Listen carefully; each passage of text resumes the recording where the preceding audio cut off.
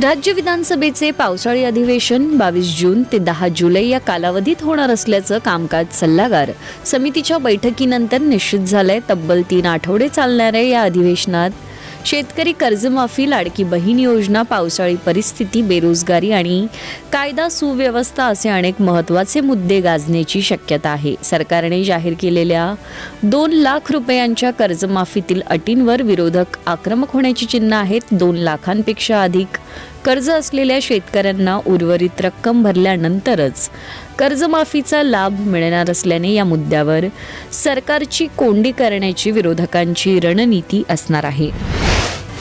अन्न आणि औषध प्रशासन आयुक्त तुकाराम मुंढे यांच्या धडक कारवाईची राज्यभर मोठी धास्ती निर्माण झाली आहे. बुलढाणा जिल्ह्यातील डोणगाव येथे सोशल मीडियावर FDAचे साहेब तपासणीसाठी येणार अशी अफवा पसरताच काही मिनिटात संपूर्ण बाजारपेठ बंद झाली. किराणा दुकाने, मिठाईची दुकाने, हॉटेल्स, पान टपऱ्या तसेच गुटखा, पान मसाला विक्रेत्यांनी तातडीने दुकानं बंद केली. ग्रामीण भागातही FDAच्या कारवायांचा धाक वाढल्याचे चित्र दिसून येते. दरम्यान परळी येथे कारवाई होणार असल्याच्या चर्चेनंतर बीडमधील अनेक पानटपऱ्यांनीही आधीच कुलूप ठोकल्याची माहिती समोर आली आहे.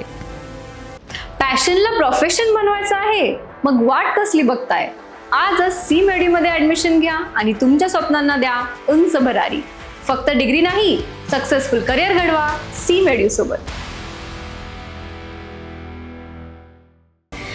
विदर्भातील अमरावती जिल्ह्यातील अंजनगाव सुरजी तालुक्यात संतापजनक घटना उघडकीस आली आहे. विहीगाव शिवारात शेतात काम करत असलेल्या दादाराव भगाजी अभ्यंकर यांचे हातपाय बांधून जबरदस्तीने विष पाजण्यात आलं. त्यांच्यावर सध्या अमरावतीतील खासगी रुग्णालयात उपचार सुरू आहेत. मुलगा मिलिंद अभ्यंकर यांच्या तक्रारीवरून रहिमापूर पोलिसांनी निखिल गणेशे आणि अन्य 3 गुन्हा दाखल केलाय. प्राथमिक माहितीनुसार जुन्या वादातून ही घटना घडल्याचा संशय आहे. यापूर्वी मारहाणीच्या तक्रारीवरून दोन्ही पक्षांमध्ये वाद सुरू होता. पोलिसांकडून घटनास्थळाचा पंचनामा, साक्षीदारांचे जबाब आणि आरोपींची चौकशी सुरू असून पुढील तपास सुरू आहे.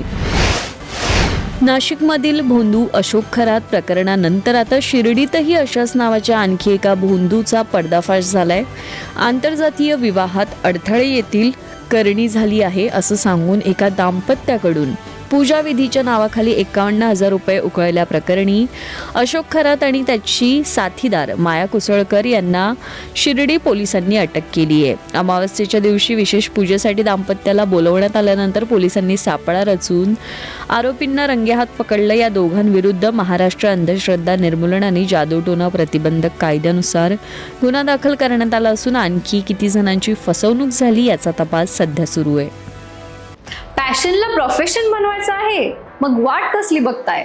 आजच C-MED मध्ये ऍडमिशन घ्या आणि तुमच्या स्वप्नांना द्या उंच भरारी. फक्त डिग्री नाही, सक्सेसफुल करिअर घडवा C-MED सोबत. सोशल मीडियावर कॉक्रोच जनता पार्टी या नावाने चर्चेत आलेले अभिजित दिपके यांना जयपूरमधील आंदोलनादरम्यान मारहाण झाल्याची माहिती समोर आली आहे. दिपके यांनी सुरू केलेल्या सोशल मीडिया अकाउंटला अवघ्या 4 दिवसात 10 दशलक्षांहून अधिक व्ह्यूज मिळाल्याने ते चर्चेत आलं होतं. 2 दिवसांपूर्वी त्यांनी सोशल मीडियावर जीवे मारण्याची धमकी मिळाल्याचा स्क्रीनशॉटही शेअर केला होता. या पार्श्वभूमीवर त्यांच्या आईवडिलांनी चिंता व्यक्त केली असून हिंगोलीतील त्यांच्या घराबाहेर पोलिसांनी सुरक्षा तैनात केली आहे. या घटनेचा पोलीस अधिक तपास करतायत. तृणमूल काँग्रेसला मोठा राजकीय धक्का बसलाय. पक्षातील 20 बंडखोर खासदारांनी त्रिपुरातील नॅशनलिस्ट सिटीजन्स पार्टीमध्ये विलीन होण्याची घोषणा केली असून NDAला पाठिंबा जाहीर केलाय. बंडखोर खासदारांनी लोकसभा अध्यक्ष ओम बिर्ला यांची भेट घेऊन स्वतंत्र गटाला मान्यता आणि सभागृहात स्वतंत्र बसण्याची व्यवस्था करण्याची मागणी केली. दरम्यान तृणमूलचे नेते अभिषेक बॅनर्जी यांनी पक्षाची बाजू ऐकूनच निर्णय घ्यावा अशी विनंती अध्यक्षांकडे केली होती. बंडखोर गटाने पक्षाच्या 2/3 खासदारांचे संख्याबळ आपल्याकडे असल्याचा दावा केलाय. या घडामोडीमुळे राष्ट्रीय राजकारणात मोठी खळबळ उडाली आहे. पॅशनला प्रोफेशन बनवायचं आहे, मग वाट कसली बघताय? आजच C-MED मध्ये ऍडमिशन घ्या आणि तुमच्या स्वप्नांना द्या उंच भरारी. फक्त डिग्री नाही, सक्सेसफुल करिअर घडवा C-MED सोबत.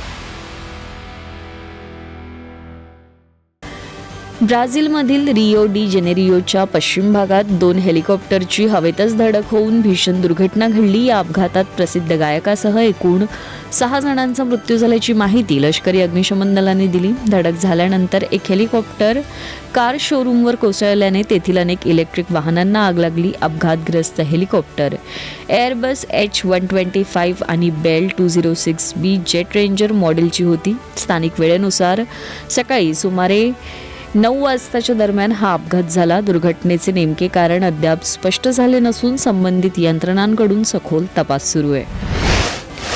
स्मार्टफोन खरेदी करणाऱ्या ग्राहकांना मोठा झटका बसलाय. विवोने आपल्या V70, V70 Lite, Y400 आणि Y21 या 4 स्मार्टफोनच्या किमतीत वाढ केली आहे. विविध स्टोरेज व्हेरियंट्सनुसार 1,000 ते 4,000 रुपयापर्यंत किंमत वाढवण्यात आली आहे. वाढत्या उत्पादन खर्च आणि मेमरी घटकांच्या जागतिक तुटवड्यामुळे हा निर्णय घेतल्याचं सांगितलं जातंय. ही माहिती टिप्स्टर संजू चौधरी यांनी सोशल मीडिया प्लॅटफॉर्म Xवर शेअर केली आहे. विशेष म्हणजे या किंमत वाढीचा सर्वाधिक परिणाम मिड रेंज आणि प्रीमियम स्मार्टफोन खरेदीदारांवर होणार असून बजेट श्रेणीतील बहुतांश मॉडेल्सच्या किमती सध्या कायम आहेत.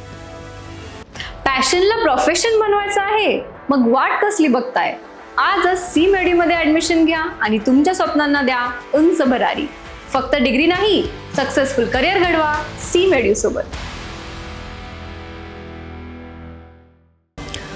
मनोरंजन विश्वातून धक्कादायक बातमी समोर आली आहे. कुमकुम भाग्य आणि छावा चित्रपटातून ओळख मिळवलेल्या अभिनेत्री संचिता उगले यांचं वयाच्या 30व्या वर्षी निधन झालंय. प्राथमिक माहितीनुसार त्या मुंबईजवळील नालासोपारा परिसरातील राहत्या घरी मृतावस्थेत आढळल्या. घटनेची माहिती मिळताच पोलिसांनी घटनास्थळी धाव घेतली असून मृत्यूचं नेमकं कारण आणि परिस्थितीचा तपास सध्या सुरू आहे.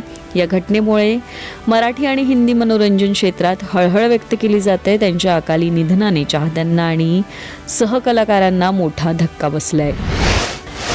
ICC महिला T20 विश्वचषकात भारताने पाकिस्तानचा 64 धावांनी पराभव केल्यानंतर सोशल मीडियावर एक धक्कादायक व्हिडिओ व्हायरल झाला. यात दोन्ही देशांच्या महिला खेळाडू मैदानावर एकमेकांवर हात उचलताना आणि अंपायर मध्यस्थी करताना दिसत आहे. अवघ्या 10 तासात हा व्हिडिओ 10 लाख लोकांनी पाहिला. मात्र तपासांती हे धक्कादायक सत्य समोर आलं की हा व्हिडिओ पूर्णपणे बनावट असून तो AI द्वारे तयार केलाय. व्हिडिओमध्ये खेळपट्टीवर भारताचे 3 फलंदाज दाखवले आहेत आणि जर्सीवरील नावेही उलटी आहेत.